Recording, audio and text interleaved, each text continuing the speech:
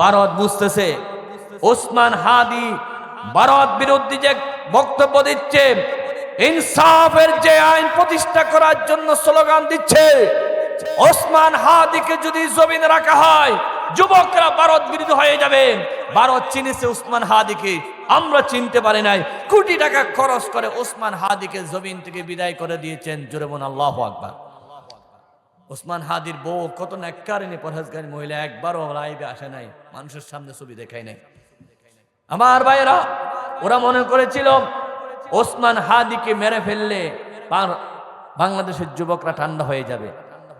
কিন্তু আল্লাহর কসম করে বলি, একটা গাছ কাটলে যেমন 10টা শিকড় উঠে, একজন হাদিকে মারার পরে লক্ষ যুবকরা আজকে হাদির প্রেরণায় অনুপ্রাণিত হচ্ছে। যুবকরা আজকে জেগেছে। এখন স্লোগান হয়েছে, তুমি কে আমি কে, বলুন হাদি হাদি, আরো জোরে হাদি। আপনার বুড়োরা বলবেন না, আমি জানি, যুবকরা থাকতে বলতো। ওসমান হাদির বক্তব্য ছিল দিল্লি না ঢাকা। উনি বলতেন কি, ঢাকা ঢাকা, বাংলাদেশকে দিল্লি হতে দেব না। এটার মূল বক্তব্য হলো বাংলাদেশ ভারতের গোলাম হতে পারে না, ভারত আমাদের প্রভু হতে পারে না। 17 বছর বাংলাদেশে ভারতের কর্তৃত্ব ক্ষমতা চালিয়েছিলেন ওই জালেম সরকার। ভারতের ক্ষমতা চলার কারণে পেঁয়াজের কেজি হয়েছিল 300 টাকা, আলুর কেজি 120 টাকা। ভারত বিদায় নেওয়ার পরে এখন ডিক্লার দিচ্ছে 8 কেজি আলু 100 টাকা। কয় কেজি? 8 কেজি আলু 100 টাকা। 80 টাকা পেঁয়াজ। একটু দুর্বল হলে আমাদের মধ্যে গরিব মানুষ বাসি চাইছে দিলে 50 টাকা। আমার ভাইয়েরা, যতদিন পর্যন্ত মানুষ মানুষের গোলামি করবে ততদিন ঘরে শান্তি পাবে না। মানুষ মানুষের গোলামি করলে পরিবারে শান্তি নাই, মানুষ মানুষের গোলামি করলে অর্থনীতির শান্তি নাই, মানুষ মানুষের গোলামি করলে রাজনীতিতে শান্তি নাই। কেমনে তুমি রাজনীতি করতে গিয়ে মানুষের পিছনে পিছনে ঘুরো, অমুক নেতার 1000 বছর অমুক নেতার বক্তব্য দিয়ে তুমি কেমনে রাজনীতি শুরু করো? তুমি কেমনে মানুষের নাম দিয়ে মিছিল শুরু করো, মানুষের নাম দিয়ে মিটিং শুরু করো, মানুষের নাম দিয়ে জনসভা শুরু করো? মানুষ তো তোমার মুখ দেয় নাই, মানুষ তো তোমার জিহ্বা দেয় নাই, মানুষ তো তোমার শক্তি দেয় নাই। যে বক্তব্যের মধ্যে আল্লাহর নাম দিয়ে শুরু হবে না, সেই বক্তব্য দেওয়া মুসলমানদের জন্য জায়েজ নাই। যেই মিছিলে আল্লাহর নাম দিয়ে মিছিল শুরু হবে না, সেই মিছিল করা মুসলমানদের জন্য জায়েজ নাই। যেই মিটিং আল্লাহর নাম ছাড়া শুরু হবে, সেই মিটিং করা মুসলমানদের জন্য জায়েজ নাই। হারাম হারাম হারাম, ঠিক কিনা? মহান আল্লাহ রাব্বুল আলামিনের দরবারে অযুত কোটি শুকরিয়া আদায় করছি যে আল্লাহ রাব্বুল আলামিন আমাদেরকে দয়া করে আজকের কোরআনের বাগানে হাজির করেছেন। সেজন্য বলি আলহামদুলিল্লাহ। আলহামদুলিল্লাহ 100 বার পড়লে হক আদায় হবে না, কারণ 17 বছর অনেক ফেরেশতারা আমাদের মাহফিল বন্ধ করে দিয়েছিল। ওই ফেরেশতারা না থাকাতে আজকে মন খুলে কথা বলতে পারতেছি। সেজন্য বারবার বললো আলহামদুলিল্লাহ, হক আদায় হবে না। আবারও বলি আলহামদুলিল্লাহ। নবীজির শানে দরুদ ও সালাম নিবেদন করে, এটা যেহেতু তাফসির মাহফিল, আমরা তাফসিরের আলোকে কথা বলবো। কোরআন শরীফ হচ্ছে সর্বমোট 30 পারা। আমি আলোচনা করেছি 5 নম্বর পারা থেকে। টোটাল কোরআন শরীফের সূরার সংখ্যা হচ্ছে 114টা। আমার আলোচিত সূরা হচ্ছে, আলোচ্য বিষয়ের সূরা হচ্ছে 4 নম্বর সূরা। সূরাটার নাম হচ্ছে সূরাতুন নিসা। টোটাল কোরআন শরীফের আয়াত সংখ্যা 6666 অধিক ইখতিলাফ রয়েছে। সূরাতুন নিসার আয়াত সংখ্যা হচ্ছে 176টি। টোটাল কোরআন শরীফের রুকু সংখ্যা হচ্ছে 540। সূরাতুন নিসার রুকু সংখ্যা হচ্ছে 24টি। আল্লাহর কোরআনের সূরাগুলো দুই ভাগে বিভক্ত। হিজরতের আগের গুলোকে মাক্কি বলা হয়, হিজরতের পরের গুলো মাদানী। সূরাটা হচ্ছে মাদানী সূরা। সূরাটার নাম হচ্ছে সূরাতুন নিসা।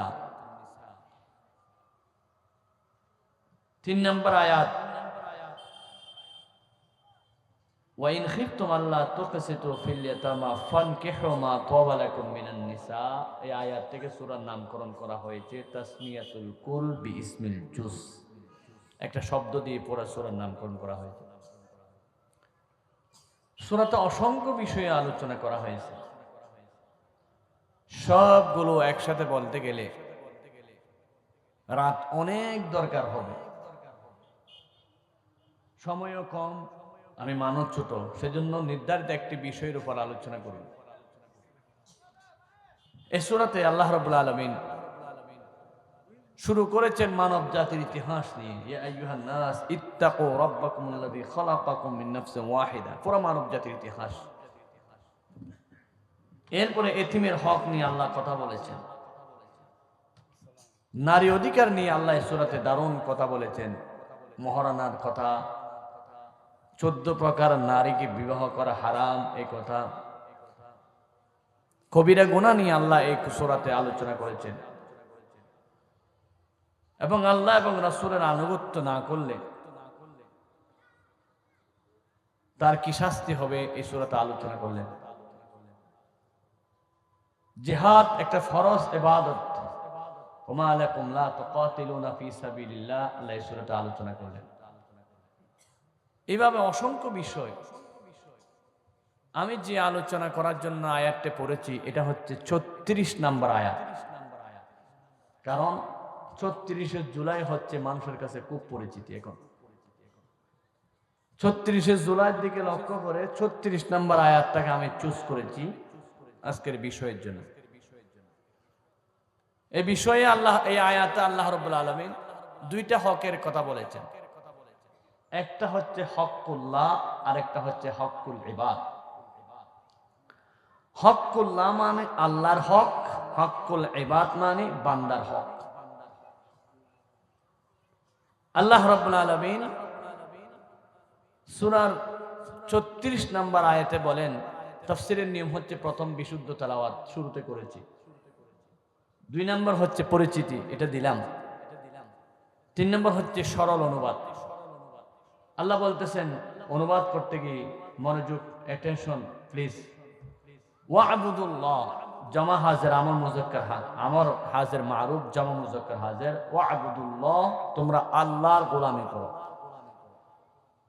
ওয়ালা তুশরিকু বিহি শাইআ সাথে সাথে নেহি হাজির মারুফ নেহি, ওয়ালা তুশরিকু তোমরা শিরিক করিও না, জামা মুযাক্কার হাজির,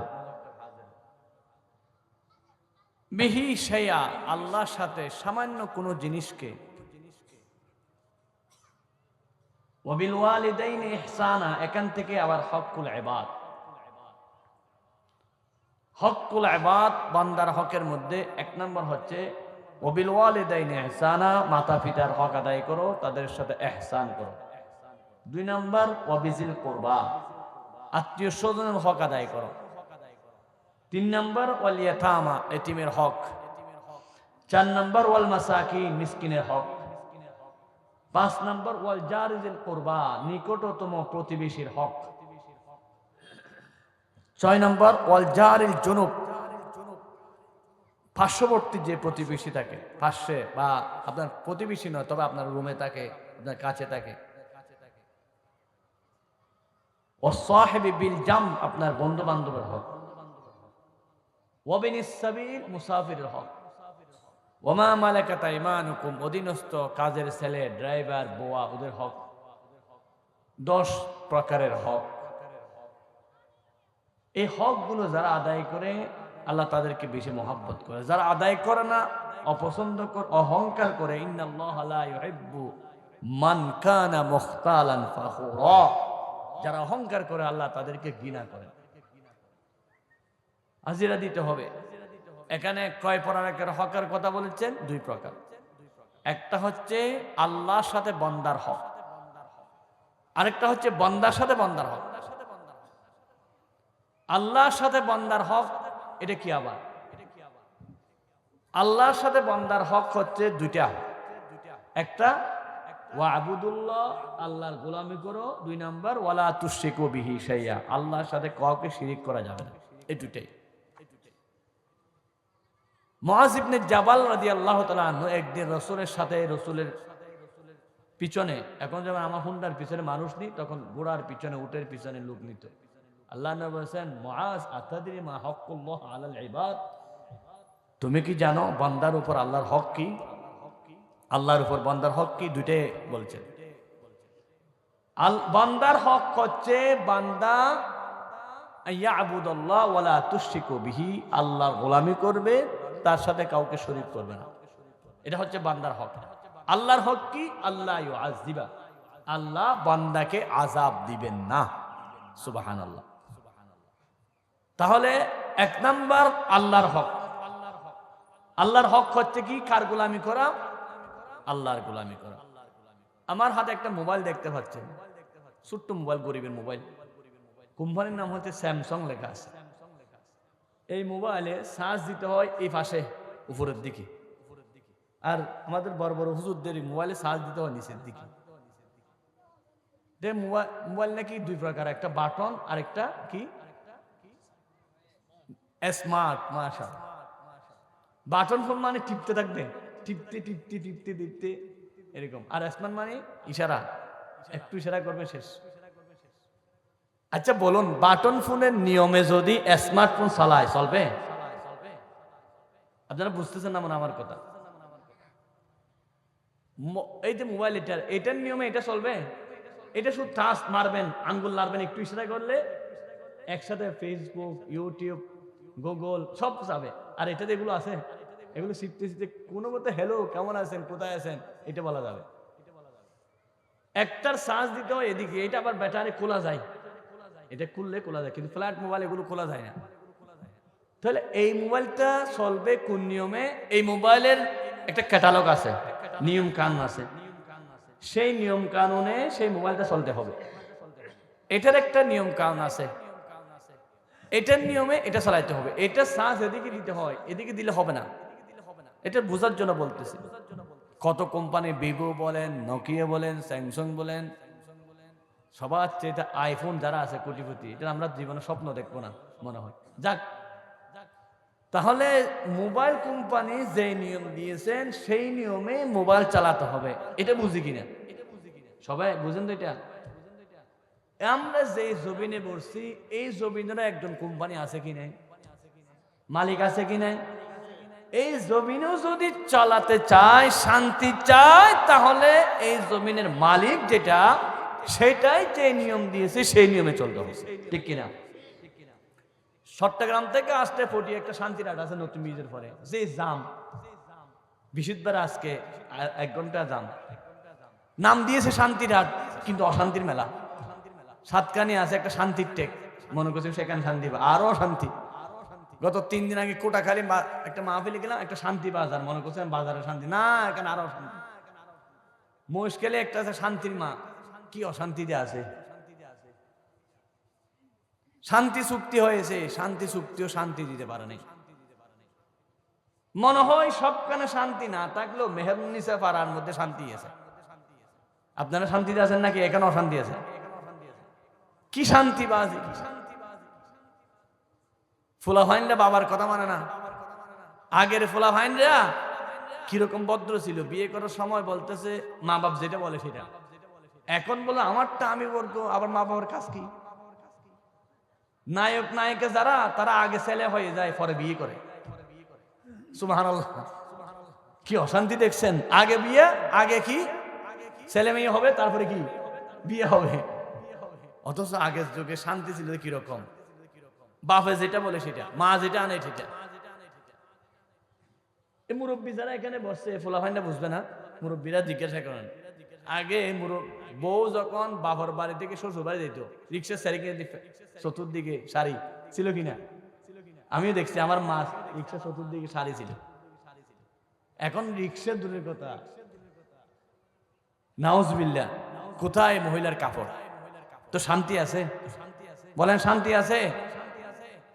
আগে একটা পরিবেশ ছিল, সকালবেলা ঘুম থেকে উঠে কোরআন শরীফটা বুকে নিয়ে মাদ্রাসায় চলে যেত, ফুরকানিয়ায়। বেশি টাকা দিতে হতো না, 1 হাড়ি দান দিলে শেষ বছরে।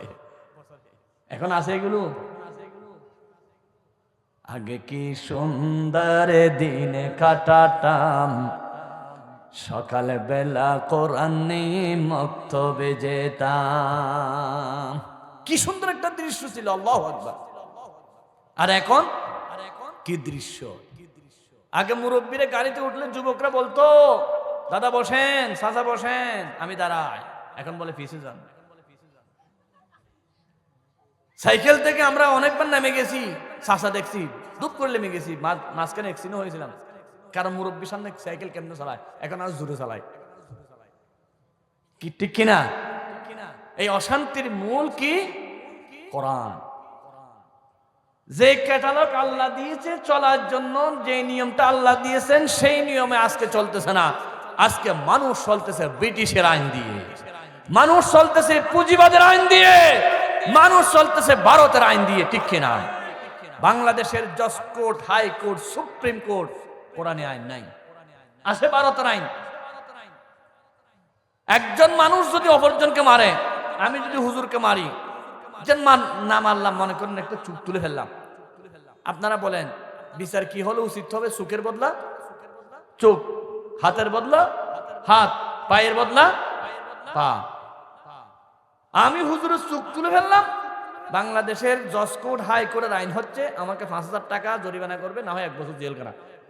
দাড়ি ফাল্লা নেন তো, এক পাল্লায় চুপটা রাখেন, আরেক পাল্লায় 5 বছর জেলখানা রাখলে সমান হবে? হ্যাঁ, জীবনও হবে না। কোরআনী আইন হচ্ছে আসিল্লু বিসিন, আলানহু বিলান, ওয়ালাইনু বিলাইন। তোমার চোখ তুলেছে, তুমি ওনার চোখ তুলে ফেলো। তোমার কান কেটেছে, ওনার কান কাটো। তোমার নাক কেটেছে, ওনার নাক কাটো। এরকম যদি আইন চালু হয়ে যেত, বাংলাদেশে আরেকটা মানুষ খুন করার সাহস পেত না। আজকে আমার হাজি ভাইকে যারা খুন করেছে, তারা হচ্ছে বাংলাদেশের জঘন্যতম জানোয়ার। 36শে জুলাইয়ের পর আবার রক্তাক্ত হবে জমিন, এটা কখনো বরদাস্ত করা যেতে পারে না, পারে না, পারে না। ঠিক কিনা বলেন?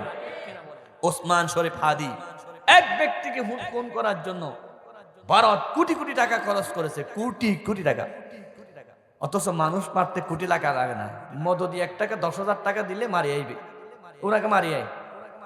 কিন্তু ভারত বুঝতেছে ওসমান হাদি ভারত বিরোধী যে বক্তব্য দিচ্ছে, ইনসাফের যে আইন প্রতিষ্ঠা করার জন্য স্লোগান দিচ্ছে, ওসমান হাদিকে যদি জমিনে রাখা হয়, যুবকরা ভারত বিরোধী হয়ে যাবে। ভারত চিনেছে ওসমান হাদিকে, আমরা চিনতে পারি নাই। কোটি টাকা খরচ করে ওসমান হাদিকে জমিন থেকে বিদায় করে দিয়েছেন। জোরে বলুন আল্লাহু আকবার। ওসমান হাদির বউ কত নেককারিনী পরহেজগারী মহিলা, একবারও লাইভে আসে নাই, মানুষের সামনে ছবি দেখায় নাই। আমার ভাইয়েরা, ওরা মনে করেছিল ওসমান হাদিকে মেরে ফেললে বাংলাদেশের যুবকরা ঠান্ডা হয়ে যাবে।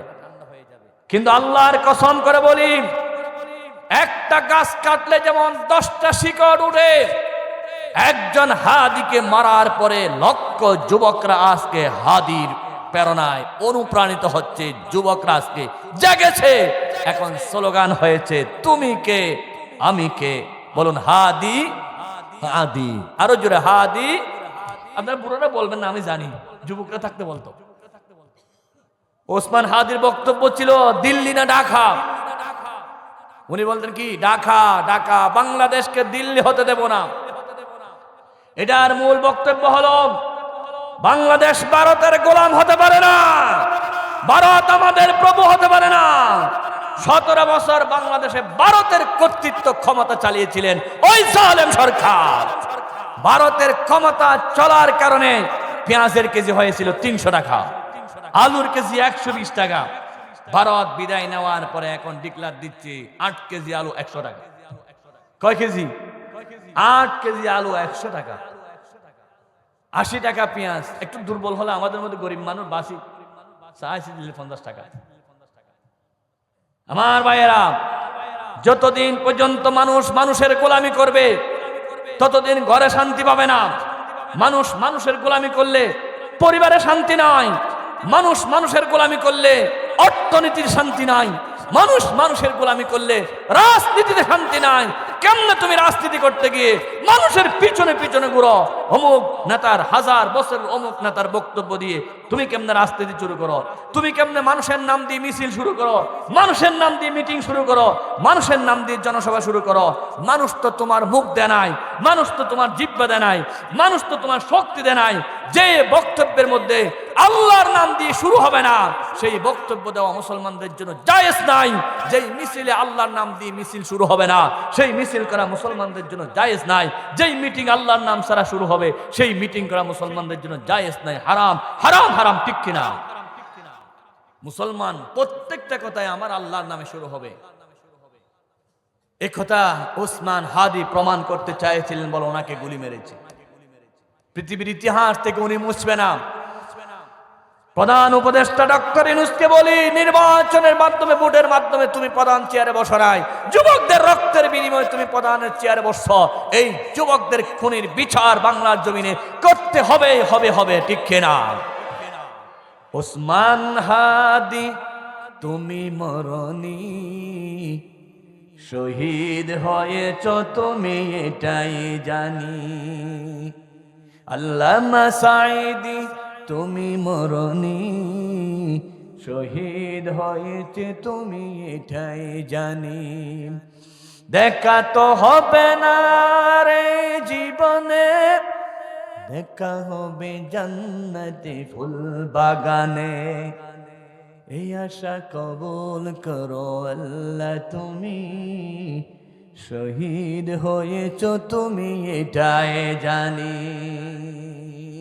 আল্লাহর গোলাম যারা, প্রকৃতপক্ষে আল্লাহর জমিনে আল্লাহর আইন যারা চালু করতে চায়, সমাজে যারা আল্লাহর আইন চালু করতে চায়, পরিবারে যারা আল্লাহর আইন চালু করতে চায়, অর্থনীতিতে যারা আল্লাহর আইন চালু করতে চায়, সমাজে যারা আল্লাহর আইন চালু করতে চায়, ব্যবসাতে যারা আল্লাহর আইন চালু করতে চায়, সংসদ ভবনে যারা আল্লাহর আইন চালু করতে চায়, আদালতে যারা আল্লাহর আইন চালু করতে চায়, তারা মরে ও অমর হয়ে যায়। আল্লাহ রাব্বুল আলামিন বলেছেন, ওয়ালা তাকুলু লিমান ইউকতালু ফি সাবিলিল্লাহি আমওয়াত বাল আহইয়াউ ওয়ালাকিন লা তাশউরুন।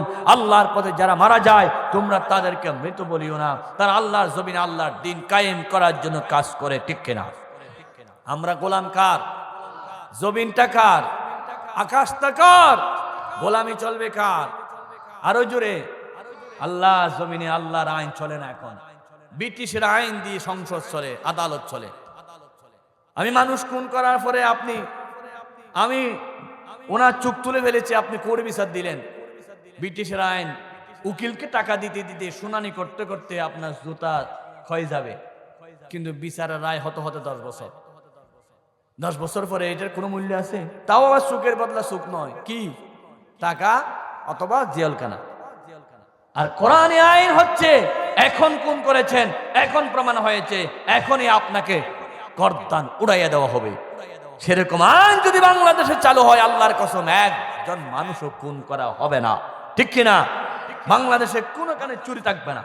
সেজন্য আমরা বলি, ইসলাম যদি ক্ষমতায় যায় স্মার্ট কার্ড দেব না ভাই। কেন স্মার্ট কার্ড দিতে ওজন থেকে চাঁদা তুলতে হবে, চাঁদা তুলি জোগাড় করে তারপর কার্ড দিতে হবে। ইসলাম ক্ষমতায় গেলে আমরা স্মার্ট কার্ডের কথা বলি না, আমরা বলি ইসলাম ক্ষমতায় গেলে চুরি থাকবে না, ডাকাতি থাকবে না, চাঁদাবাজি থাকবে না, টেন্ডারবাজি থাকবে না, আপনার ঘরে আরামে ঘুমাইতে পারবেন। এটার চাইতে বড় কথা আর কি হতে পারে? সুবহানাল্লাহ বলেন। সেজন্য আল্লাহ রাব্বুল আলামিন বলেন, ওয়া'বুদুল্লাহা ওয়া লা তুশরিকু বিহি শাইআ। এই জমিনে আল্লাহর গোলামি করো, আল্লাহর সাথে কাউকে শিরিক করো না। জমিন যার আইন চলবে তার, বলুন জমিন যার আইন চলবে, আরো জোরে, জমিন যার আইন চলবে তার, গোলামি চলবে তার। আলা লাহুল খালকু ওয়াল আমর, সৃষ্টি যার আইন চলবে তার। আল্লাহ রাব্বুল আলামিন বলেন, ইনিল হুকমু ইল্লা লিল্লাহ আমারা আল্লা তা'বুদু ইল্লা ইয়্যাহ। ইনিল হুকমু ইল্লা লিল্লাহ, হুকুম চলবে, আইন চলবে একমাত্র আল্লাহর। কার? আমারা আল্লা তা'বুদু ইল্লা ইয়্যাহ। আল্লাহ রাব্বুল আলামিন তোমাদেরকে এটাই নির্দেশ দিলেন, আল্লাহ ছাড়া কারো গোলামি করা যাবে না। আমার আল্লাহর কথা হচ্ছে তোমরা আল্লাহর গোলাম সৃষ্টি করেছেন আল্লাহ গোলামি করার জন্য। আল্লাহ বলেন পারা নম্বর 27 পৃষ্ঠা নম্বর 2 সূরার নাম জারিয়াত আয়াত 56। আল্লাহ রাব্বুল আলামিন বলেন ওয়ামা খালাকাতুল জিন্না ওয়াল ইনসা ইল্লা লিয়াবুদুন। মানুষ এবং জিনকে আমি তৈরি করেছি একমাত্র আমার গোলামি করার জন্য। কার গোলামি? আল্লাহ বলেন যুক্তি দিচ্ছেন আমার গোলামি কেন করবা? কোরআনুল কারীম 2 নম্বর সূরা সূরাতুল বাকারা আমার আল্লাহ 3 নম্বর পৃষ্ঠা ওই সূরার 23 নম্বর আয়াতে ঘোষণা করেন ইয়া আইয়ুহান নাসুত্তাকু রাব্বাকুমুল্লাযী খালাকাকুম মিন নাফসিন ওয়াহিদা ইয়া আইয়ুহান নাসু উবুদু রাব্বাকুমুল্লাযী খালাকাকুম والذين من قبلكم لعلكم تتقون الذي جعل لكم الأرض فراشا والسماء بناء وأنزل من السماء ماء فأخرج به من الثمرات رزقا لكم فلا تجعلوا لله أندادا وأنتم تعلمون جرب الله أكبر আমার আল্লাহ বলেন ইয়া আইয়ুহান নাস ও বিশ্ব মানবতা উবুদু রাব্বাকুম আল্লাহর গোলামি করো। কেন? যুক্তি কি? 5টা যুক্তি দিচ্ছেন। 1 নাম্বার আল্লাযী খালাকাকুম তিনি তোমাদেরকে সৃষ্টি করেছেন।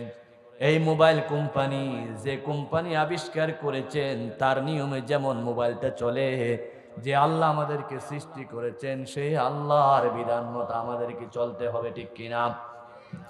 2 নাম্বার ওয়াল্লাযীনা মিন ক্বাবলিকুম তোমাদের পূর্ববর্তী যারা ছিল তাদেরকে আল্লাহ তৈরি করেছেন। 3 নাম্বার আল্লাযী জাআলা লাকুমুল আরদা ফিরাশা আল্লাহর গোলামি কেন করবা? এই জমিন আল্লাহ বিছানা দিয়েছেন তোমরা যাতে চলতে পারো। ওয়াস সামাআ বিনাআ আকাশকে আল্লাহ ছাদ দিয়েছেন। ফাআখরাজা বিহি ওয়া আনজালা মিনাস সামাই মান আকাশ থেকে আল্লাহ পানি দেন, ওই পানি দিয়ে তোমাদের জন্য আল্লাহ রিজিক বের করেন, দান বের করেন, তরমুজ বের করেন, আলু বের করেন, পেঁয়াজ বের করেন, মরিচ বের করেন, সবগুলো কে বের করেন? আফারাআইতুম মা তাহরুসুন আআনতুম তাজরাউনাহু আম নাহনুজ জারিউন। আল্লাহু আকবার। খেতি তোমরা করো, আলু তোমরা বের করো না, মরিচ তোমরা বের করো না, আমি আল্লাহ বের করি। সুতরাং সৃষ্টি করেছেন যা যিনি, মানতে হবে তার আইন, মানতে হবে তার আইন। কে খাওয়াচ্ছেন বলেন না? আল্লাহ আমাদেরকে খাওয়া দিচ্ছেন, আল্লাহ আমাদেরকে সৃষ্টি করেছেন। যখন যেটা দরকার হয় সেটা কে দিয়েছেন। মোদের যখন যা প্রয়োজন তাই করো দান, খোদা তুমি মেহেরবান, তোমার মতো নাই দরদি নাই রে দয়াবান, খোদা তুমি মেহেরবান। সব আল্লাহ দিয়েছেন। আল্লাহ রাব্বুল আলামিন সূরা ইয়াসিনে বলেন ওয়া মা লিয়া লা আ'বুদুল্লাযী ফাতারানি ওয়া ইলাইহি তুরজাউন। কি হলো তোমাদের? আমার গোলামি কেন করতেছো না? আমি তো তোমাদেরকে সৃষ্টি করেছি, আবার আমার দিকে আসতে হবে। এই ছেলেরা, এই ওখানে একটা কমিটির সদস্য জানতো একটু কষ্ট করে। তোমরা ওদিকে মাহফিল আরেকটা করলে তো হবে না বাবা।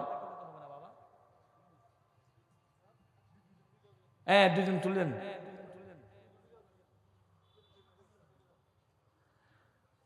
আমার ভাইয়েরা, আল্লাহ রাব্বুল আলামিন যুক্তি দিচ্ছেন আমি তোমাদেরকে সৃষ্টি করেছি, আমার গোলামি না করে কার গোলামি করবা? এবার আল্লাহ রাব্বুল আলামিন বলতেছেন কেন আমার গোলামি করবা? শোনো, এখান থেকে যদি কক্সবাজার যেতে চান 3টা পথ, হয়তো রেল লাইন নতুন হয়েছে, রেল লাইন দিয়ে যাবেন, না হয় মেন রুট দিয়ে যাবেন। না হয় আরেকটা পথ উপরে দিয়ে বিমান দিয়ে যেতে পারবেন, এখান থেকে সিটাং গেলেন, আবার সেখান থেকে। আল্লাহ রাব্বুল আলামিন বলেন, তুমি যেমন রাস্তা দিয়ে ঢাকা যাচ্ছ, কক্সবাজার যাচ্ছ, তোমার টার্গেট হবে জান্নাত। দুনিয়া থেকে আমরা সবাই জান্নাতে যেতে চাই। আল্লাহ বলেন জান্নাতে যাওয়ার পথ হলো আমার গোলামি করা। আল্লাহু আকবার। ফাদখুলি ফি ইবাদি ওয়াদখুলি জান্নাতি। আমার গোলামি করো, সোজা জান্নাতে যেতে পারবে। সুবহানাল্লাহ। কেন? গোলামি করার রাস্তাটা হচ্ছে জান্নাতের রাস্তা। ওয়ানি'বুদুনি হাযা সিরাতুম মুস্তাকিম। গোলামি করো আমার, তাহলে তোমরা সোজা পথে জান্নাতের পথে যেতে পারবা। আল্লাহ রাব্বুল আলামিন বলেন, যুগে যুগে যত নবী রাসূল প্রেরণ করেছে, সব নবী রাসূল আমার গোলামি করতে বলেছেন। আল্লাহ বলেন, আমি নূহ নবীকে প্রেরণ করলাম, তিনি আল্লাহর গোলামির কথা বলেন। ওয়ালা ক্বাদ আরসালনা নূহান ইলা কওমি ফাকালা ইয়া কওমি ইবুদুল্লাহ। নূহ নবীকে তার জাতির কাছে প্রেরণ করলাম, তিনি বললেন আল্লাহর গোলামি করো।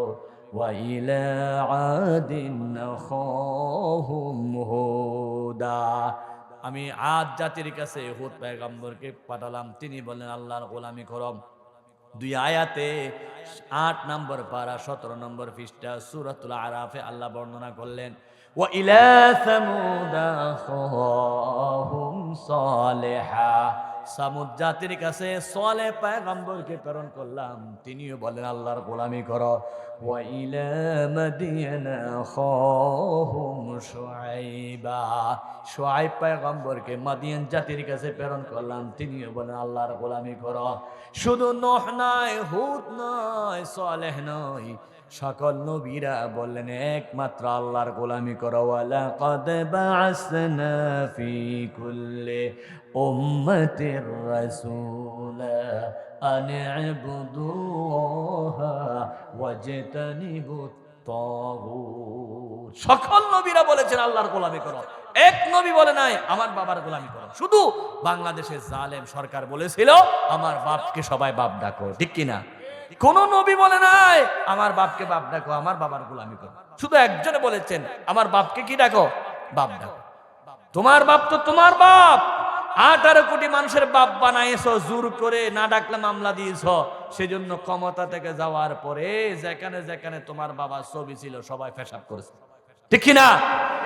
তার মানে জোর করে ডাকাবা, পেশাবের মালিক হবা। আর ইব্রাহিম আলাইহিস সালাম আজকে থেকে 1000 বছর আগে আল্লাহ জাতির পিতা ঘোষণা করে দিয়েছেন, কেউ কি ইব্রাহিম নবীর গায়ের উপর পেশাব করে? জাতির পিতা ইব্রাহিম নাকি বঙ্গবন্ধু?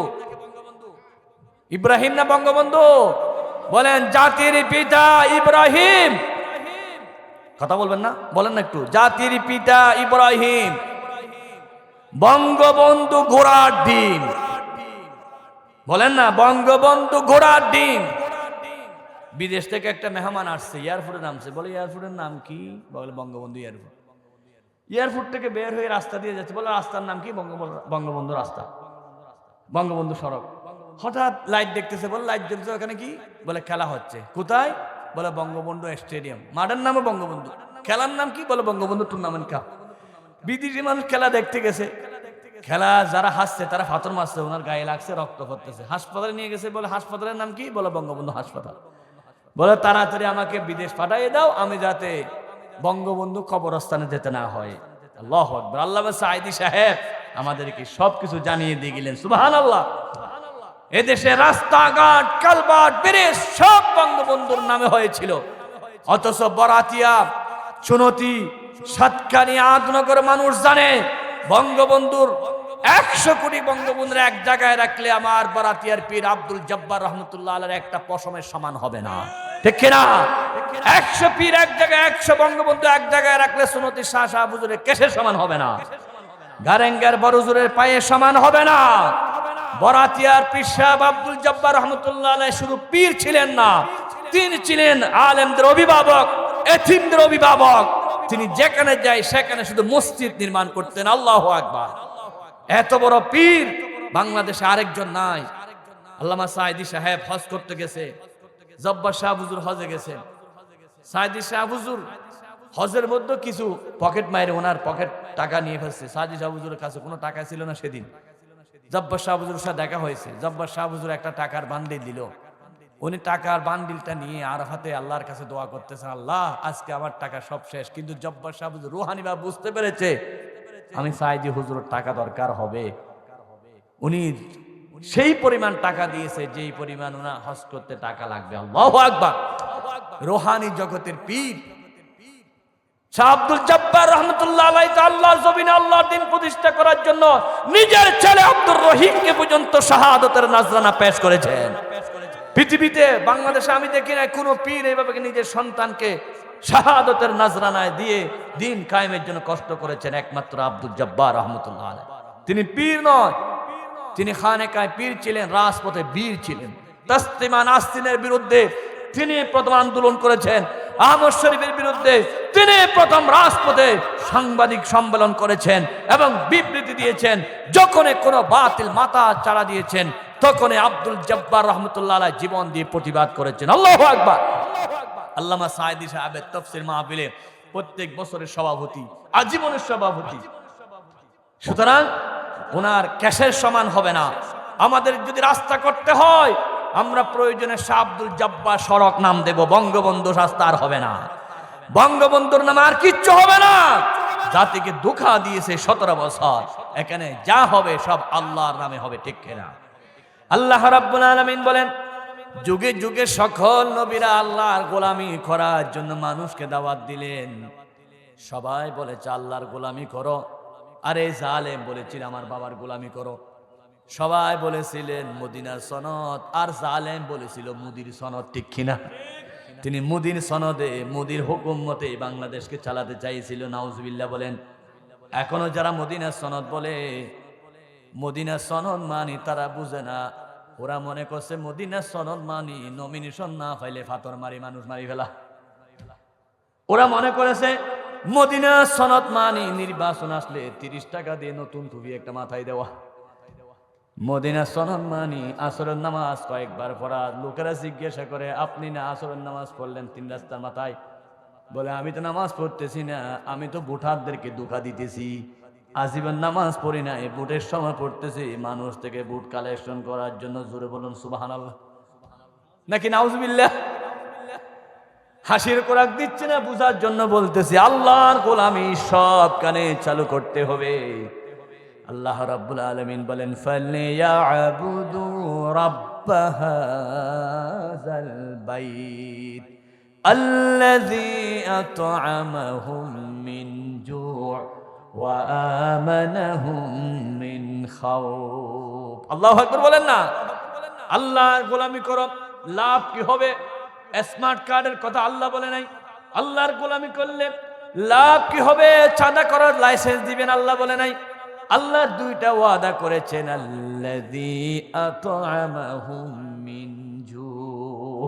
আল্লাহর গোলামি করলে খোদার সময় তিনি রিজিকের ব্যবস্থা করে দিবেন। ওয়া আমানাহুম মিন খাউফ, ভীতির সময় নিরাপত্তার ব্যবস্থা করবেন। আল্লাহু আকবার বলেন।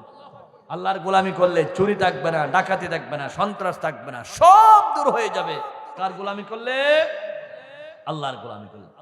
আমার ভাইয়েরা, আল্লাহ রাব্বুল আলামিন আরো বলেন, বান্দা আমার গোলামি করো, তার কারণ হচ্ছে আমি আল্লাহ রাব্বুল আলামিন তোমাদেরকে সৃষ্টি করেছি।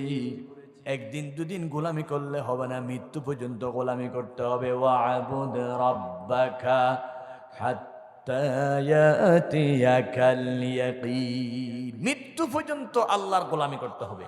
ওয়াজের প্রথম অংশ বুঝছেন? আমরা গোলাম কার? সব সময় কার গোলামি চলবে? আল্লাহর গোলামি। আল্লাহর বিধান মতে নামাজ পড়ব। আল্লাহর গোলামি, আল্লাহর বিধান মতে মসজিদে যাব। আবার যখন ব্যবসাতে চলবে তখন সুদি লেনদেন করবো। এটা আল্লাহর গোলামি হবে নাকি? যার কথা মতো নামাজ পড়বো, তার কথা মতো ব্যবসা করবো। ওজনে কম দেওয়া যাবে না, খাদ্যে ভেজাল দেওয়া যাবে না। কারণ আল্লাহ ব্যবসা প্রতিষ্ঠানে দেখতেছে কি দেখতেছে না? হ্যাঁ, আপনি যে ওজনে কম দিচ্ছেন কে দেখতেছে? কসাইয়ের দোকানে গোশত কিনতে গেলাম, হুজুর আপনার ওয়াজ শুনেছি খুব ভালো লেগেছে, আপনাকে ভালো করে গোশত দেবো। আমি বললাম ঠিক আছে, একটু রান কাটা গোস্ত দেন 2 কেজি। উনি বলতেছেন রান কাটা গোস্ত দিলেন না, আমি বলছি হাড্ডি চর্বি দিয়েন না হুজুর, দেব না। গোস্ত ওজন করলেন 2 কেজি হয়ে গেল। এবার বলতেছে হুজুর শুধু গোস্ত হলে মজা হবেন না, একটু চর্বি দিই, একটু তিলি দিই, ফেসা দিই, এগুলো ওজন নয়, বাহিরে বোনাস বোনাস টোনাস সব দিয়ে আমি যে খুশি। ঘরে যখন নিলাম ম্যাডাম বলতেছে চুপ বরাবর, হুজুর পাইছে ঠকাই দিছি। আমি বলছি অসুবিধা নেই, বোনাস। ভিতর থেকে ফাল্লামের মাফিতে পাল্লা বের করে দেখে বোনাস সব মিলে 1.5 কেজি। সুবহানাল্লাহ। এরকম ওজন দেওয়ার মানুষ ভারতে আছে, বাংলাদেশে একজনও নাই, লোহাগাড়াতে একবারও নাই। সুতরাং আল্লাহর বিধান মতো মসজিদে নামাজ পড়েছি, জোহরের নামাজ 4 রাকাত, কিন্তু ব্যবসাতে আল্লাহর বিধান মতো ওজন দিলাম না, আল্লাহর বিধান মতো বউ চালাইলাম না। বললাম সকালে 1 ফিটা, ভোর 1 ফিটা, বিকাল আরেক ফিটা, এরকম করে বউ ফিটলাম। এটা কি আল্লাহর বিধান হলো? আল্লাহর বিধান না মেনে সুদি টাকা লাগাইলাম, 1 লাখ টাকা 1000 টাকা মাসে। ব্রিজের পাশে বসে থাকে, কিছু করতে হয় না, ঘরে বসে থাকে, মাছনরা 80 টাকা দিয়ে যায়। পেটে তো বড় বড় হয়েছে, দরজা খুলতে হাত লাগে না, পেট লাড়া দিলে হয়ে যায়। এটা কি আল্লাহর বিধান হলো?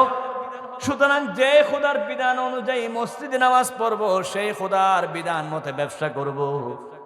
যে খোদার বিধান অনুযায়ী সমাজে সবখানে চলবে, নির্বাচনের দিন বুটের বাক্স বুট দেওয়ার সময় কিন্তু সেই খোদা দেখে না। দেখে? হ্যাঁ, আল্লাহ দেখবে না তো বুট দেওয়ার সময়? হ্যাঁ দেখবে। তাহলে সেখানে কেমনে আল্লাহর বিপক্ষে বুটটা মারি দেন, চিন্তা করার দরকার আছে কি নাই?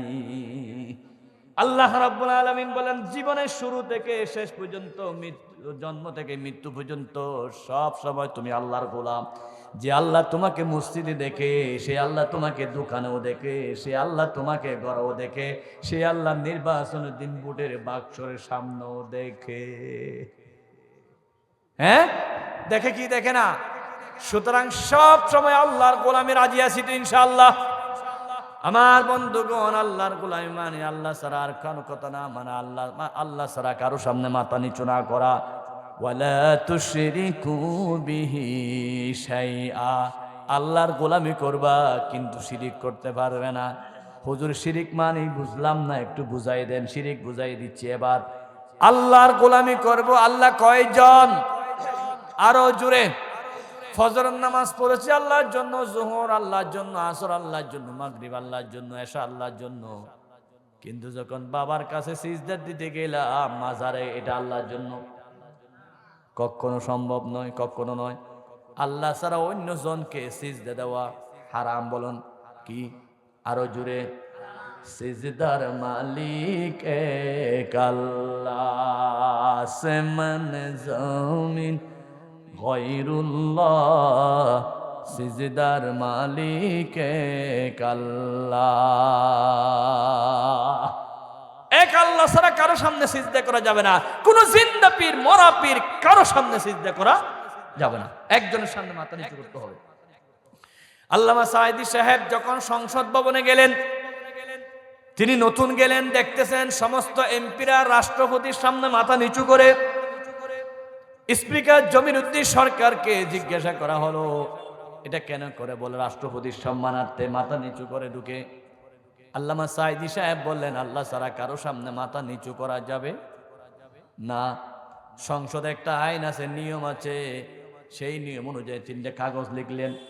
কাগজ লিখে স্পিকারকে জমা দিলেন, আল্লাহ ছাড়া কারো সামনে মাথা নিচু করা যাবে না, আপনি শিরিক বন্ধ করতে চাই। আমার ভাইয়েরা, এই আইন যখন আল্লামা সাঈদী সাহেব দিলেন, 2-3 মাস পর আইনটা চালু হয়ে গেল। এবার আল্লামা সাঈদী সাহেবের এই লিখিত আইনের কারণে সংসদ ভবনে আর এমপিরা রাষ্ট্রপতির সামনে মাথা নিচু করে না। আল্লাহু আকবার। কারো সামনে মাথা নিচু করা যাবে না, হারাম হারাম হারাম। মাথা নিচু করা যেমন হারাম, আল্লাহ ছাড়া অন্য জনের নিয়মে দেশ চালানো এটো শিরিক, ঠিক কিনা? সংসদ, কলেজে প্রেসিডেন্ট, কলেজে প্রিন্সিপাল কয়জন? একজনের কথায় কলেজ চলে। 2 জন হলে একজনে বলবে তুমি শুক্রবারে বন্ধ দাও, আমি সোমবারে বন্ধ দিব, মারামারি চলবে। অনুরূপ ভাবে এই জগতে আল্লাহ একজন ছাড়া 2 জন হলে বিধান, তাহলে মারামারি চলবে কিনা? এক আল্লাহ বলবে তুমি আম গাছে আম ধরাইছো 40 বছর, আমি আবার কাটল ধরাবো। তুমি লিচু ধরাইছো 50 বছর, আমি ওই লিচু গাছে তরমুজ ধরাইবো। দুই আল্লাহর মধ্যে কি হবে? হ্যাঁ, লাউ কানা ফীহিমা আলিহাতুন ইল্লাল্লাহু লাফাসাদাতা। এই জমিনে আল্লাহ ছাড়া যদি দুইজন খোদা হয় তাহলে মারামারি হবে, ঠিক কিনা? এক আল্লাহর বিধান চলতে হবে, দুই আল্লাহর বিধান চলতে পারে না। আল্লাহ ছাড়া অন্যজনকে সিজদা দেওয়া যেমন শিরিক। কি? আরো জুড়ে, আল্লাহর আইন ছাড়া মানুষের আইন সমাজে কায়েম করা এটাও শিরিক। ব্রিটিশের আইন দিয়ে দেশ চলা এটাও শিরিক, আমেরিকার আইন দিয়ে দেশ চলা এটাও শিরিক। আইন চলবে একজনের, তিনি কে? হযরত মুসা আলাইহিস সালাম রাস্তা দিয়ে যাচ্ছে, পাথর থেকে গুন গুন গুন গুন তিনি আওয়াজ শুনলেন, তিনি লাঠি মারলেন, পাথর দুই ভাগ হয়ে গেল। একজন লোক সেখান থেকে বের হলো, তাকে জিজ্ঞাসা করা হলো তুমি এখানে ইবাদত করো কয় বছর? বলে 400 বছর। কয়শ? মুসা বললেন তোমার মতো বড় বুজুর্গ আর কেউ নাই, তুমি কোনো বেগানা নারী দেখো নাই, গুনাহ করো না, মিথ্যা কথা বলো নাই, তুমি কি খাইবা বলো, আমি তোমাকে খুশি করি। বলে আমার দুইটা আশা, এক নাম্বার হচ্ছে এই জগতের শ্রেষ্ঠ নবী নাকি মুসা, আমি একটু তাকে দেখতে চাই। মুসা বললেন যারা আল্লাহকে পেতে চায় তারা মুসার কাছে যায়, আর আল্লাহকে যারা পেয়ে গেছে মুসা তার কাছে হাজির। আমি মুসা, সুবহানাল্লাহ। তুমি আর কি চাও? বলে এক গ্লাস পানি চাই। মুসা নবী পানির জন্য গেলেন, পানি আনতে আনতে লোকটি মারা গেল। আল্লাহ মুসা আল্লাহকে টেলিফোন করলেন, ওয়া কাল্লামাল্লাহু মুসা তাকলিমা। আল্লাহকে বলতেছেন আল্লাহ আমি পানি আনতে আনতে তুমি লোকটাকে মারি ফেলছো কেন? আল্লাহ বলেন খবরদার আর প্রশ্ন করিস না। 400 বছর আমি লোকটাকে খাওয়াইলাম, আজকে পানি চাইলে আমার কাছে চাইতো, আমাকে বাদ দিয়ে তোমার কাছে পানি চাইছে, তোমার হাত থেকে পানি পান করলে শিরিক হবে, সেজন্য আমি এর আগে মৃত্যু দিয়ে দিয়েছি। আমি লোকটাকে জান্নাতে বানাতে চাই। আল্লাহু আকবার। শিরিক করা যাবে না, আল্লাহ ছাড়া কারো সামনে মাথা নিচু করা যাবে। আল্লাহ রাব্বুল আলামিন বলেন ইন্নাল্লাহা লা ইয়াগফিরু আন ইউশরাকা বিহি ওয়া ইয়াগফিরু মা দুনা যালিকা লিমান ইয়াশা ওয়া মান ইউশরিক বিল্লাহি ফাকাদ ইফতারা ইসমান আযীমা ومن يشرك بالله فقد ضل ضلالا بعيدا। আল্লাহ রাব্বুল আলামিন চাইলে তোমাদের সব গুনাহ মাফ করতে পারে, কিন্তু শিরিক করলে আল্লাহ জীবনও মাফ করবে না। আল্লাহর দরবারে যারা শিরিক করে তাদেরকে আল্লাহ প্রকাশ্য গোমরাহির মধ্যে রাখেন। ফাকাদ দাল্লা দালালাম বাঈদা।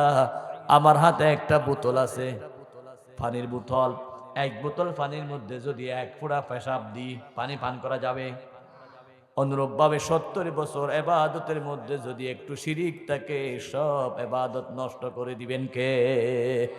আল্লাহ রাব্বুল আলামিন বলেন ওয়ালা ক্বাদ উহিয়া ইলাইকা ওয়া ইলাল্লাযীনা মিন ক্বাবলিক লাইন আশরাকতা লায়াহবাতান্না আমালুক ওয়ালাতাকুনান্না মিনাল খাসিরিন। আল্লাহু আকবার।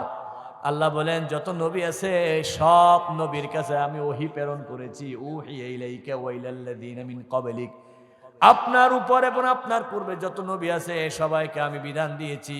লাইন আশরাকতা লায়াহবাতান্না আমালুক, যদি শিরিক করো তোমার সব ইবাদত নষ্ট করে দিবেন কে? শিরিক করা যাবে না। আল্লাহ রাব্বুল আলামিন বলেন ওয়ামান ইউশরিক বিল্লাহি ফাকান্নামা খাররা মিনাস সামা, আকাশ থেকে ফেললে যেমন অস্তিত্ব থাকবে না, শিরিক করলে অস্তিত্ব থাকবে না। আমার আল্লাহ বলেন ওয়ামান ইউশরিক বিল্লাহি ফাকাদ হারামাল্লাহু আলাইহিল জান্নাহ, যারা শিরিক করে তাদের জন্য জান্নাত হারাম। আল্লাহ রাব্বুল আলামিন বলেছেন জাহান্নাম ওয়াজিব হয়ে যাবে। ও আমার ভাইয়েরা, হায়াত তো অনেক দিন চলে গেছে, অনেকে 60 বছর 70 বছর, আর কয়দিন বাঁচি জানি না। এখন থেকে সিদ্ধান্ত নিই জীবনে কোনোদিন শিরিক করা যাবে না, আল্লাহর সাথে নাফরমানি করা যাবে না, ঠিক কিনা? ওয়াবুদুল্লাহা ওয়ালা তুশরিকু বিহি শাইআ। এক নাম্বার হলো আল্লাহর গোলামি করা। কার গোলামি? আরো জুড়ে। আল্লাহর গোলামি মানি সব সময় আল্লাহর হুকুম মানা। সকালে বিকালে কার হুকুম মানতে হবে? মসজিদে মাদ্রাসায় কার হুকুম মানতে হবে? ব্যবসা প্রতিষ্ঠানে কার হুকুম মানতে হবে? ঘরের ওয়াইফ ছেলে মেয়েদেরকে কার হুকুম মানাতে বাধ্য করতে হবে? আল্লাহর হুকুম মানে নামাজ পড়তে হবে, আল্লাহর হুকুম মেনে রোজা রাখতে হবে। 2 নাম্বার হলো ওয়াবিল ওয়ালিদাইনি ইহসানা, মাতা পিতার সাথে ভালো আচরণ করতে হবে। যাদের মা বাপ বেঁচে আছে, আল্লাহ রাব্বুল আলামিন ইহসানান শব্দ দিলেন, আহসিনু ফিল মাহযুফ ইহসানান মাফউল মাতলাব। ওয়ালিদাইনি তাসনিয়া, মা বাপ দুজনের সাথে ভালো আচরণ করার জন্য আল্লাহ হুকুম দিয়েছেন। আমার আল্লাহ বলেন, তোমরা জমিন থেকে টাস করে উঠো নাই, আসমান থেকে দপ করে পড়ো নাই, এই জমিনে তোমরা এসেছো মাতা পিতার মধ্য দিয়ে। ওয়াল্লাহু আখরাজাকুম মিন বুতুনি উম্মাহাতিকুম লা তা'লামুনা শাইআ। মায়ের পেটে ছিলা তোমরা কিছু জানতা না, আমি আল্লাহ রাব্বুল আলামিন তোমাদেরকে মায়ের পেটে প্রথম নাপাক পানি ছিল, সেখান থেকে রক্ত করেছি, রক্ত থেকে হাড্ডি, মাংস দিয়েছি, মাংস থেকে হাড্ডি। পূর্ণাঙ্গ মানুষ যখন হয়ে গেলা, আমি রাব্বুল আলামিন তোমার মায়ের পেয়ে খাবে কি, আমি আল্লাহ তোমার জন্য কুদরতি খাবারের ব্যবস্থা করেছি। মা জননীর নাভির তারটা যেটা দিয়ে রক্ত বের হতো সেটা বন্ধ করে দিয়েছি, তোমার নাভির সাথে ফিটিং করে দিয়েছি। 10 মাস 10 দিন মায়ের রক্ত খেয়ে খেয়ে তুমি বেঁচেছিলা। আল্লাহু আকবার। তুমি মায়ের পেটে থাকা অবস্থায় মায়ের রক্ত শুষে শুষে খাইছো। 10 মাস মাকে কষ্ট দিয়েছ, ঘুমাইতে পারে নাই তোমার মা, খানা খাইতে পারে নাই। যেদিন তোমাকে ডেলিভারি করবে, ওয়াদাতুহু কুরহা, 20টা হাড্ডি ভেঙে গেলে যত ব্যথা হয় তার চাইতে বেশি ব্যথা তোমার মা সহ্য করেছে। বিজ্ঞানীরা বলেছেন 20টা হাড্ডি ভেঙে গেলে 47% ব্যথা হয়, মা সন্তানকে ডেলিভারি করতে 57% ব্যথা। কত মা দুনিয়া থেকে বিদায় হয়ে গেছে ডেলিভারির দিন, রক্ত যেতে যেতে মা রক্ত শূন্য। 3 নাম্বার ওয়া হামলুহু ওয়া ফিসালুহু 30 শাহরা, 30 মাস অথবা 2.5 বছর তোমার মা তোমাকে দুধ পান করাইছে, বুকের তাজা দুধ। আল্লাহর নবীর একজন সাহাবা বলেন, হুজুর আমার মা কান্দে, এখন আমি কাবা শরীফ তাওয়াফ করাইছি, মিনা মুজদালিফায় করাইছি, আমি কি আমার মাকে হজ করার পরে ঋণ পরিশোধ করতে পেরেছি? রাসূল বলেছেন, না, লাউ কাতাতা জিলদাক, বুকের চামড়া দিয়ে জুতা সিলাইয়া দিল, মায়ের 1 ফোঁটা দুধের গুণ পরিশোধ হবে না। মায়ের রেখে দাঁড়ে দুধের দাম, খাটিয়া গায়ের চাম, পাপোষে বানাইলে ঋণের বোঝা সুদ হবে না মা, এমন দরদি ববে কেউ হবে না আমার মা। আল্লাহু আকবার। যাদের মা বাপ বেঁচে আছে বড় নিয়ামত, তাদের পায়ের নিচে আল্লাহর বেহেশত। তাদেরকে কষ্ট দিলে তোমার জন্য জান্নাত হারাম, জাহান্নাম ওয়াজিব হবে। বাপকে বুড়া বলে, মাকে বুড়ি বলে, এমন নাফরমান আমাদের সমাজে আছে কি নাই? মা বাপকে জুদা করে দিচ্ছে, অথচ আল্লাহ রাব্বুল আলামিন বলেন, ইয়াসআলুনাকা মাযা ইউনফিকুনা কুল মা আনফাকতুম মিন খায়রিন ফালিল ওয়ালিদাইন। নবী আপনাকে প্রশ্ন করবে কোন জায়গায় টাকা খরচ করলে আল্লাহ বেশি খুশি হয়। আপনি বলেন সবচাইতে দামি হলো মা বাপ। যারা মা বাবার জন্য টাকা খরচ করে, আল্লাহ রাব্বুল আলামিন তাদের মর্যাদা কোটি গুণ বাড়াইয়া দে। সুবহানাল্লাহ বলেন।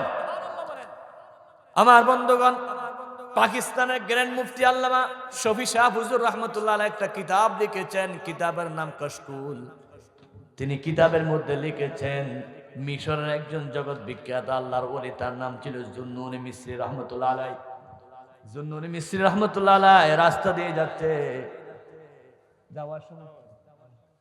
যাওয়ার সময় দেখতেছে একটা বিচ্ছু লাফ দিয়ে দিয়ে যায়। তিনি চিন্তা করলেন বিচ্ছু কেন লাফ দেয়। জুন্নুনি মিসরি বিচ্ছুর পিছে বিচ্ছার পিছে হাঁটতেছে, যেতে যেতে একটা নদী পেলেন। ওই নদীতে দেখে বিশাল পানি। তিনি মনে করলেন বিচ্ছু নদী পার হতে পারবে না। ভিতর থেকে একটা কচ্ছপ বের হলো, ফিট বাসাইয়া দিল। বিচ্ছু শুকনা জায়গা থেকে কচ্ছপের ফিটে উঠলো। কচ্ছপ পিঠটা সাগরটা নদীটা পার করাইয়া দিলেন। জুন্নুনি মিসরি আল্লাহর ওলি নদী পার হয়ে গেল। ওই পারে গিয়ে দেখে একটা বট গাছ, বট গাছের নিচে একটা ছেলে ঘুমাচ্ছে 14 বছরের। একটা পাহাড় থেকে সাপ এসে, জোড়া সাপ এসে তাকে কামড়ানোর জন্য ফনা তুললে ফুট ফুট। এমন সময় বিচ্ছুটা এসে সাপের মাথার উপর দিল কামড়। জায়গার মধ্যে সাপটা মারা গেলেন, বিচ্ছার বিষের উপর বিষ। ওই ছেলেটা ঘুমন্ত অবস্থায় ঘুম রইল। আল্লাহর ওলি জুন্নুনি মিসরি তাকে ডেকে বললেন, তুমি এমন কি আমল করো বলো? তুমি ঘুমছিলা, তোমাকে বাঁচানোর জন্য আল্লাহ নদীর ওপার থেকে বিচ্ছু নিয়ে আসছে। উনি বলতেছেন আমার ঘুমের ডিস্টার্ব করো না, বলে দেখো সাপ মারা গেছে। তিনি এবার চোখের পানি ফেলে বলেন, আমি যেখানে যাই আমার মা জননীর দোয়া নিয়ে যায়। আমার মা মাথায় হাত বুলাইয়া দে আল্লাহ হাফিজ বলে, হত মায়ের দোয়ার বরকতে আল্লাহ রাব্বুল আলামিন আমাকে ঘুমের মধ্যে হেফাজত করেছে। আল্লাহু আকবার। মায়ের দোয়া লাও হে মুমিন, মায়ের দোয়া লাও, বাবার দোয়া লাও হে মুমিন, বাবার দোয়া লাও। বিপদে পড়বে না তুমি যখন যেতাই যাও, মায়ের দোয়া লাও হে মুমিন, মায়ের দোয়া লাও। বড় নিয়ামত। রাসূল বলেছেন একবার তাকালে চেহারার দিকে হজের সওয়াব। সুবহানাল্লাহ। সেবা করলে জান্নাতের মালিক হয়ে যাবে। মা বাপ যাদের বাঁচে নাই, আল্লাহ রাব্বুল আলামিন বললেন মা বাপ যার বেঁচে যায় কবরস্থানে যাও, জিয়ারত করো, চোখের পানি ফেলো, আল্লাহ রাব্বুল আলামিন খুশি হয়ে যাবেন। মান যারা কবর আবওয়াহি ফি কুল্লি জুমাতিন কুতিবা লাহু বারান ওয়া বারাতুম মিনান নিফাক। প্রতি জুমাবারে যারা মা বাবার কবরে জিয়ারত করতে যায় আল্লাহ দুইটা পুরস্কার দেয়। একটা নেককার বান্দা হিসাবে লিখে দেন, 2 নাম্বার মুনাফিকের লিস্ট থেকে নাম কেটে দে। হাজিরা দেন। 1 নাম্বার কার গোলামি করতে হবে, 2 নাম্বার কার সেবা, মা বাবার সেবা, 3 নাম্বার ওয়াবিজিল করবা, আত্মীয়তার হক আদায় করতে হবে। কোথায় কোথায় আত্মীয় আছে? আত্মীয় 3 প্রকার। কয় প্রকার? 1 নাম্বার আত্মীয় হচ্ছে বাবার পক্ষ দিয়ে আত্মীয়, 2 নাম্বার হচ্ছে মায়ের পক্ষ দিয়ে আত্মীয়, 3 নম্বর হচ্ছে স্ত্রীর পক্ষ দিয়ে আত্মীয়। বুঝে থাকলে বলুন 1 নাম্বার কার পক্ষ থেকে? বাবার পক্ষ থেকে। বাবার ভাই চাচা, বাবার বোন ফুফি, বাবার জি মেয়ে বোন, এগুলো হচ্ছে বাবার আত্মীয়। 2 নম্বর হচ্ছে মায়ের আত্মীয়, মায়ের ভাই মামা, মায়ের বোন খালা। 3 নম্বর হলো বউয়ের পক্ষ দিয়ে আত্মীয়। কিন্তু আজকে আমাদের সমাজের মানুষের কাছে বাবার আত্মীয় চাইতে বউয়ের আত্মীয় 1 নম্বর। ঠিক কিনা? শালা যখন পায় পাগল হয়ে যায়, বাপকে এত মূল্যায়ন করে না। আমার বন্ধু বান্ধব অনেকজন ডাকা আছে, ওনার বাবা যখন ডাকাত চিকিৎসা করতে যায় রাতে 2টা বাজে ছেলের কাছে যায়। ছেলে বলতে আব্বু এত রাত্রে তুমি করতে গিয়ে, বলে ডাক্তারের কাছে দেখায় দেরি হয়েছে। ছেলে বউকে বলতেছে আমার আব্বা আসছে খাবার দাও। বউ বলতেছে খবরদার বেয়াদবি করিস না, আমি এখন স্টার জলসা দেখতেছি, নাটক দেখতেছি। বউ আজ শ্বশুরকে বাদ দেয় না। কিন্তু ঘটনাক্রমে যত রাত্রে 2টা বাজে শালা যায়, বউ খুশি হয়ে যায় আমার ভাই আসছে। বাবা না খেয়ে ঘুমাইছে, শালা আসার পরে অনেক খাবার করেছে। দুলাভাই বলতেছে, ছেলে বলতেছে আব্বু তোমার জন্য খাবার রেডি করেছে। বাপ বলতেছে আমি তো তোর বাপ, আমার কপালে খাবার নাই, তোর শালা হইলে খাবার থাকতো। আজকে সমাজের মধ্যে চিত্র আছে কি নাই বলুন? قال رسول الله صلى الله عليه وسلم من أحب أن يبسط له في رزقه وينسى له في أسره فليصل رحمه। রাসূল বলেছেন দুনিয়াতে যদি বেশি দিন থাকতে চাও আত্মীয় স্বজনের খবর নাও। বেশি দিন খানা খাইতে চাইলে আত্মীয় স্বজনের খবর নাও, তোমার রিজিক বেড়ে যাবে, হায়াত বাড়াইয়া দিবেন কে? আল্লাহু আকবার বলেন। বোন বিয়ে দিছো খবর নিচ্ছ না, তোমার আব্বা কবরস্থান থেকে কাঁদতেছে। তোমার আব্বা সব সময় এই বোনের জন্য পাগল ছিল। মেয়ে যখন বিবাহ দেয়, মেয়ের বাবা দরজায় বসে বসে কান্না করে, আমার কলিজের টুকরা মেয়ে চলে যাচ্ছে, আমি কেমনে বাঁচব? আমি বাহির থেকে আসলে এই মেয়েটা খাবার দিত, এই মেয়েটা আমার খবর নিত। মেয়েরা বাবার জন্য পাগল থাকে, সব সময় মেয়েরা বাবার খবর নেই। আমার নবী বলেছেন, লা তুকরিহু আবুল বানাত ফাইন্নি আবুল বানাত। মেয়েদের পিতাকে গালি দিও না, আমি রাসূল মেয়ের পিতা। আমি যেখান থেকে আসি আগে আমার ফাতেমার কাছে যাই, ফাতেমা কেমন আছে? ফাতেমা আমার কলিজার টুকরা, বিদাতুম মিন্নি। ও আমার ভাইরা, যাদের ঘরে মেয়ে আছে, ভাগ্য আছে, লক্ষ্মী আছে, বরকত আছে, মেয়ে বিবাহ দিয়েছেন, খবর নেন।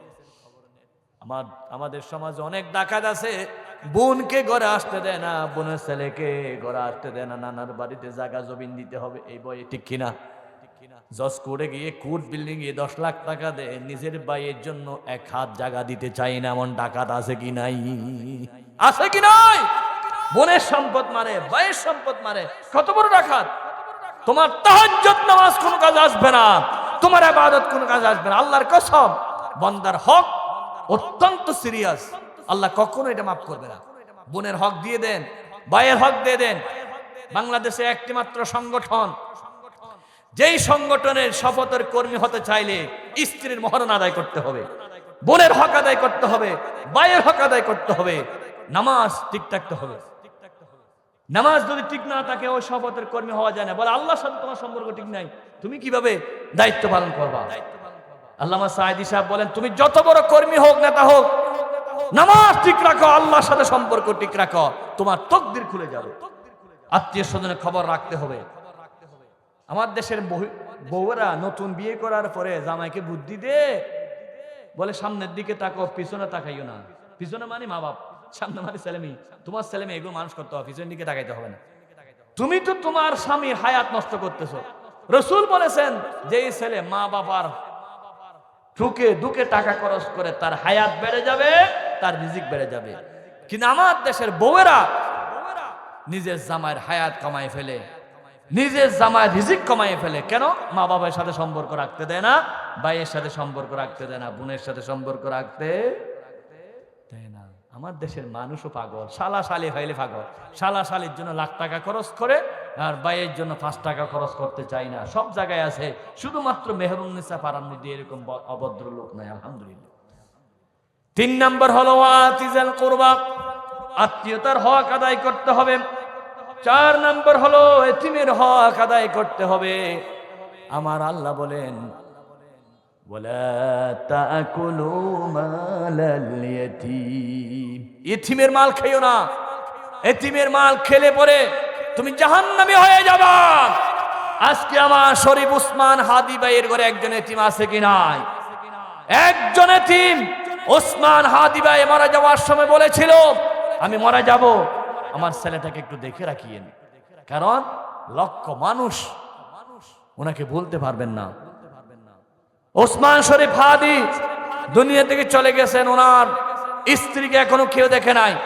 ওনার এতিম সন্তানের প্রতি সরকারের পুরো দায়িত্ব নিতে হবে। এবং সাথে সাথে বলতে চাই, ইসলামকে জমিনে কায়েম করতে গিয়ে ইসলামী আন্দোলনের যত নেতা কর্মী শহীদ হয়েছে, সমস্ত নেতা কর্মীর এতিমের দায়িত্ব সরকারকে নিতে হবে, ঠিক কিনা? এটাই সূরাতুন নিসার 34 নম্বর আয়াতের আলোকে আল্লাহ ঘোষণা করলেন, শহীদ পরিবারের খবর নাও। তোমরা তো নিজেরা সাদার মধ্যে ব্যস্ত থাকো, একজন শহীদ পরিবারের খবর নিতে পারো না। আমাদেরকে আমাদের নেতৃবৃন্দ শিক্ষা দিয়েছেন, কোথায় শহীদ পরিবার আছে, কোথায় এতিম সন্তান আছে, তাদের ঘরে ঘরে গিয়ে খবরগুলো রাখতে হবে। এটা হচ্ছে কোরআনের নির্দেশ। আল্লাহু আকবার। নোটিশ এসে গেছে, আমি আর কথা বাড়াতে পারতেছি না। ওয়াতিজাল কুরবা, আত্মীয়তার হক আদায় করো। এরপরে ওয়াল জারিল জুনুব, প্রতিবেশীর হক আদায় করো। রাসূল বলেছেন, পৃথিবীতে সবচেয়ে বড় ইমানদার যে প্রতিবেশীর খবর রাখে। ওয়াল্লাহি লা ইউমিন, ওয়াল্লাহি লা ইউমিন, ওয়াল্লাহি লা ইউমিন, 3 বার শপথ করে বলেছেন, ওই ব্যক্তি মুমিন নয় যে পেট পুরে খায়, প্রতিবেশীর ঘরে খবরও রাখে না। এমন লোক নাই? নিজে আপেল, মুসাম্বি, কমলা কত কিছু হয়, গরু গোস্ত খায়, মসুর গোস্ত খায়, ছাগলের গোস্ত খায়, বারাল সহ খায়, ফিরে গোস্তে গিয়া কুরবানির সময়, কিন্তু গরিব মানুষকে প্রতিবেশীকে দিতে চায় না। আল্লাহর হাবিব বলেছেন তোমার তরকারি রান্না করলে ঝুল বাড়াইয়া দাও, প্রতিবেশীকে গুস্ত দিতে না পারলে ঝুল হলেও দাও। কেমন দয়ার নবী, আল্লাহু আকবার বলেন না। রাসূল বলেছেন ফল ফ্রুট খাওয়ার পরে চামড়াগুলো বাহিরে ফেলিও না, পাশের গরিবের ছেলে মন খারাপ করবে। গরিবের ছেলে বলে আজকে আমার আব্বা এগুলো আনতে পারে নাই। একটা কথা বলে আল ঘটনা বলে শেষ করতেছি। মুহাদ্দিস জগতের শ্রেষ্ঠ মুহাদ্দিস আব্দুল্লাহ ইবনে মুবারক রাহমাতুল্লাহি তাআলা আলাইহি, জগৎ বিখ্যাত আল্লাহর ওলি। তিনি ছিলেন হাজার হাজার হাদিসের হাফেজ। কি নাম? আব্দুল্লাহ ইবনে মুবারক। আব্দুল্লাহ বিন মুবারক হাজার হাজার ছাত্র হাদিস পড়িয়েছেন। তিনি একবার অনেক বছর টাকা জমায়ে হজ করার জন্য রেডি করলেন। মনে করেন 1 লাখ টাকা, কয় লাখ? হজে যাওয়ার জন্য 1 লাখ টাকা রেডি করলেন। আমার ভাইয়েরা 1 লাখ টাকা রেডি করেছেন, আগামী মাসে হজে যাবে এমন টাকাগুলো অনেক বছর পরে। তখন 1 লাখ টাকা মানে বর্তমান প্রায় 10 লাখ টাকার সমান। হঠাৎ করে তিনি একদিন বাহিরে গেলেন, তার একটা ছোট্ট ছেলে প্রতিবেশীর একটা ঘরের মধ্যে খানা খাইতে গেল। ওই প্রতিবেশী তার ছেলেকে খানা থেকে কান তুলে তুলে দিলেন, তুমি খাইতে আসছো কেন, তোমাকে কে দাওয়াত দিয়েছে? শেষ পর্যন্ত ধাক্কা দিয়ে, ছোট ছেলে বাইর হচ্ছে না, ধাক্কা দিয়ে বের করেছেন খানার টেবিল থেকে। আব্দুল্লাহ বিন মুবারক রাহমাতুল্লাহ আলাইহি ঘরে এসে স্ত্রীর থেকে খবর শুনলেন তার ছেলে প্রতিবেশীর একজনের ঘরে খানা খাইতে গেছে। তিনি খানা না দিয়ে কান ধরে ধাক্কা দিয়ে বের করে দিয়েছেন। আব্দুল্লাহ বিন মুবারক মন খারাপ হয়েছে, তিনি প্রতিবেশীকে ডাকলেন। প্রতিবেশীকে বললেন আমি হজে যাব আগামী মাসে, তুমি আমাকে মাফ করে দিও। প্রতিবেশী চোখের পানি ফেলে বলতেছে হুজুর আপনাকে এলাকার মানুষ শ্রদ্ধা করে, আমিও শ্রদ্ধা করি, সম্মান করি, আপনি শ্রেষ্ঠ মুহাদ্দিস। তবে আমি একটা কাজ করেছি, গতকাল আপনার ছেলেকে আমার খানার টেবিল থেকে তুলে বের করে দিয়েছি, আপনি মাফ করে দিয়ে। আব্দুল্লাহ বিন মুবারক বলেন কেন করেছো এটা? বলে হুজুর আমার ঘরে আজকে 3 দিন পর্যন্ত খাবার নাই, আমার ছেলেরা কান্নায় পাগল হয়ে গেছে, আমি খাবার দিতে পারি নাই।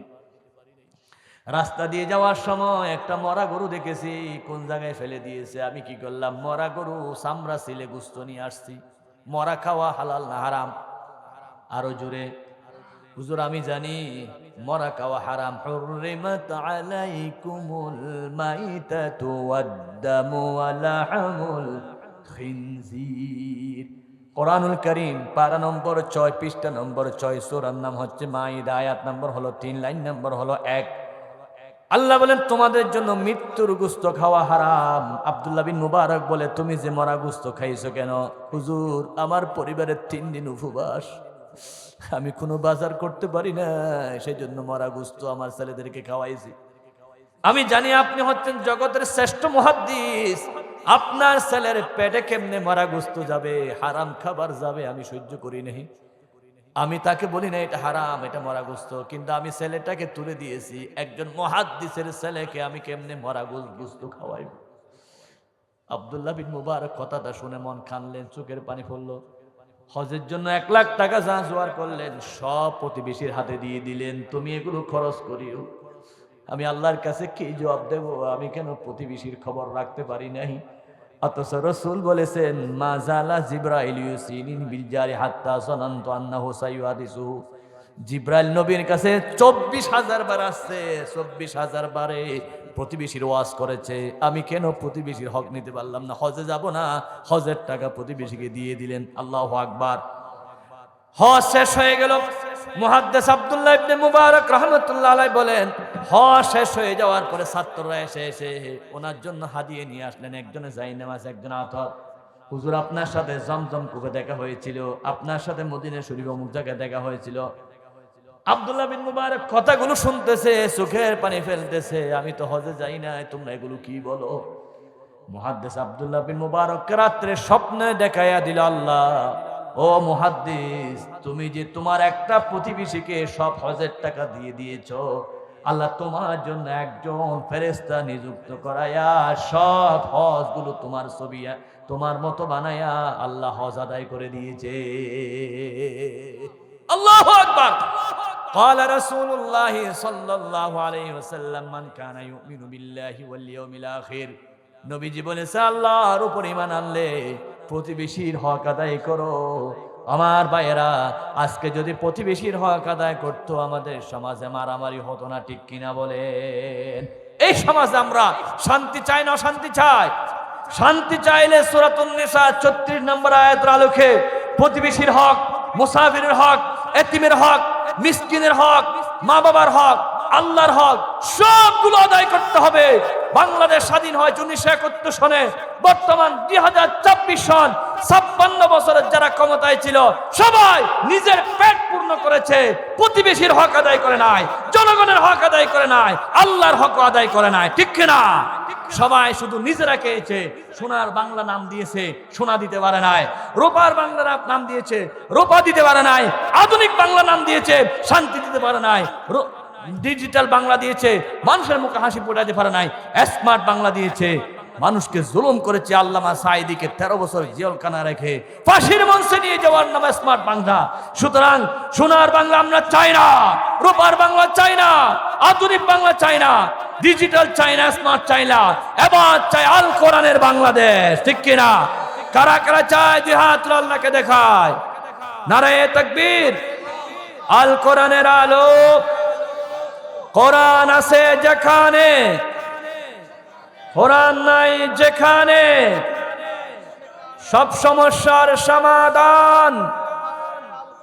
আলহামদুলিল্লাহ, ওমা তৌফিক ইল্লা বিল্লাহ। আসসালামু আলাইকুম ওয়া রাহমাতুল্লাহি ওয়া বারাকাতুহু।